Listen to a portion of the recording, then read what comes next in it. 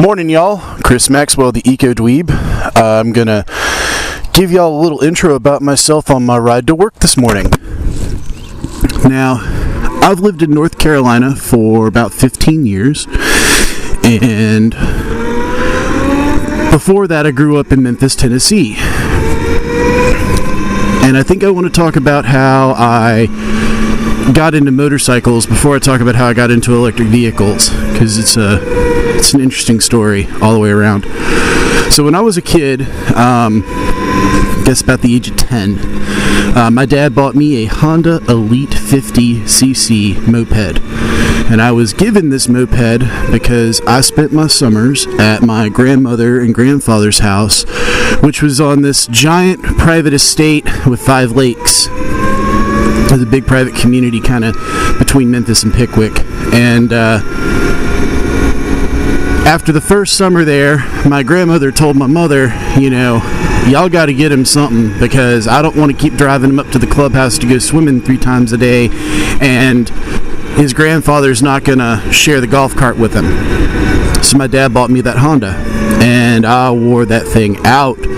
I put thousands of miles on it, rode all over the place. Finally wore the motor in it out. I mean, we always bought stuff really used. We didn't have a ton of money. But, I mean, we wore that little thing out. Or I wore that little thing out. So, my dad decides that, okay, he's got that down. Let's get him something bigger. So he gets me this Honda dirt bike of some kind, and again, picks it up off of a coworker, really cheap, thing doesn't run.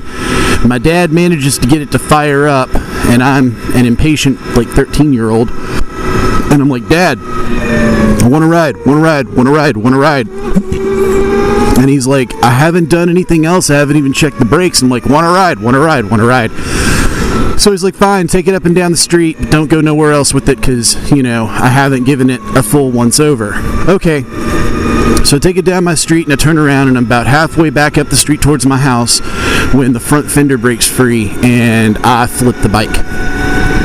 And I didn't get a concussion, I didn't break a bone, I did have an awful lot of road rash, and I really thought I was scarred for life, in all honesty. I really did not think I would ever ride a motorcycle ever again. And in fact, I did not get on another one for 20 years. So, fast forward 18 years or so, 19 years. I owned a diesel convertible Volkswagen, and you're probably thinking, oh, he sold his car back to Volkswagen. Well, not exactly. The car never worked right, and I won a lemon case against it. And so Volkswagen had to buy my car back before they bought back anybody else's diesel, because my car was being repurchased under a different legal precedent than the diesel emission scandal. So, this is 2016. So in January of 16, a buddy of mine bought a used Leaf from CarMax for like $11,000, and he lived in Fort Bragg, which is a good ways away from Raleigh. But the car could make it up here on like 1 or 2 rapid charges. So it was all cool. He did his math and worked it out, and I really liked the car. Like, I kind of fell in love with it. I'm like, this is really cool. It's got a lot of power. It's got a lot of room, and it was really cheap. So it was like, okay. When I found out that I had about a week before I would turn my car in, I started looking for its replacement, and the Nissan Leaf was really high on my list. Except, my husband really, really, really, really, really loathes the first generation Leaf. And so he did not want one of those in the driveway. So one day while he's at work, he starts checking out Auto Trader to see what other cars he could find that I would possibly consider more than a Nissan Leaf. And much to his surprise, he comes across 2 convertible electric smart cars. Now, we tried to order one of these things, specifically a convertible, and our order was never ever filled. The dealer told us that maybe they decided not to sell the convertibles in the US, even though it was in the ordering configuration system. It turns out that they just restricted the sale of the convertibles to 10 states and kind of didn't tell anybody that. So when they started to come off lease, they started showing up at, your standard used car lots on Auto Trader. And so at the time that we were looking to buy, which was March of 2016, really, there was a black on black with 20-something thousand miles for like $14,000 in Texas, and I think it may have had heated seats. I think it was black leather heated seats, but no other features. And then there was a gray on black with surround sound and nav, black heated seats, black leather heated seats, with almost 9,000 miles for $10,000, sitting up in Delaware. And so he sends me the links to these, and I'm like, that would actually be cool. I would still have a convertible because I loved my convertible. So I thought, well, I wonder if I can live with a smart convertible. So I went on Auto Trader myself and found a gas model for sale in the city. And I went and test drove it, and I learned that I absolutely hate the gas smart. It has no redeeming quality whatsoever to me. But I really did like the convertible car itself. Like, drivetrain aside, the convertible top mechanism was nice. It had good headroom. It had enough storage for my everyday needs. Like, I could live with it. I just couldn't live with how it drove. And because I live in a place that seems to defy all logic and reason, there also happened to be an electric hardtop smart off lease for sale at a high-end used car dealer, and they were happy to let me take it out. And I did not like the hardtop, but I loved how it drove. I mean, it was perfect. It was everything I'd hoped for. Instant power, enough power. It was great. It made the other compromises with the car tolerable, especially given that it didn't consume more than $1.70 in electricity, and it would provide you 70 miles of range. So I was sold. So I got home from the test drives, and I called up the little used dealer, and I asked a single question: does the car have 2 keys? And that's a very important question. You should never buy a used car without 2 keys. It's very expensive to get another key replaced on a modern car. And they told me, absolutely, it's got 2 keys. And I said, great, here's my credit card number. Charge $500 as a deposit. I'll give you a call on Monday. We'll get a check from the bank sent out. They said, yes, sir. So fast forward to Monday, I go into the branch and we fax stuff back and forth, and about 2 hours later, I now own an electric smart car. This is Monday morning, I believe it was, and so the car was going to ship out the following Sunday. So the next day, I get a phone call from Volkswagen saying I can turn the car in on Friday. I can actually turn the car in a little early. So Friday is April 1st, and I cannot think of a greater April Fool's joke than to hand my cheating car back over to Volkswagen. So Friday rolls around, and that's exactly what I do. I turn the car in on Friday, and then on Sunday my convertible was loaded up on a truck in Delaware, and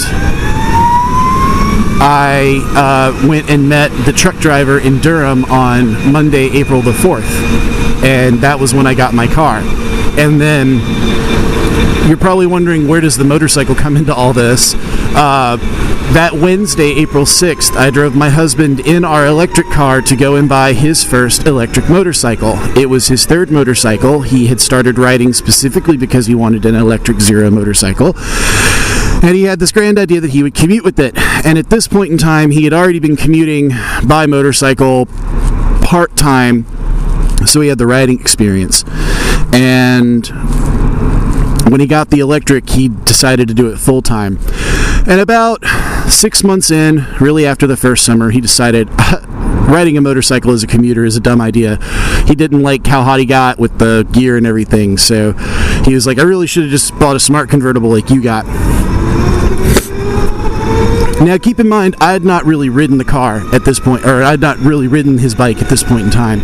It was his, and I sort of viewed it like a girlfriend would view her boyfriend's stick shift. I know enough about it to be able to move it out of the driveway, but not enough to want to do anything else with it. So one day, in early 2017, actually, we are at an event. It was the EV Challenge, which is a really cool program that the North Carolina schools do, where teams of high school children build either a three-wheel trike or a full electric conversion, typically on a Miata, and then they autocross it. It's a really, really, really cool challenge. It's a really cool program, and they wanted to have production EVs for the spectators to look at. So we brought our BMW and our Smart and our Zero motorcycle. And it was the same weekend as another really cool thing that happens in the city called Tour de Brew. And so this is a bike tour between craft breweries in Raleigh. It's an all-day thing. So I was working the plug-in NC booth at the EV Challenge over on NCSU campus, and my husband's pedaling about the city, getting drunk with a bunch of other people, a bunch of his friends, and everything's great. EV Challenge wraps up in the afternoon. I get ready to leave. I can't find the key to the Smart or the BMW. They are nowhere to be found, so I kind of get a little panicky.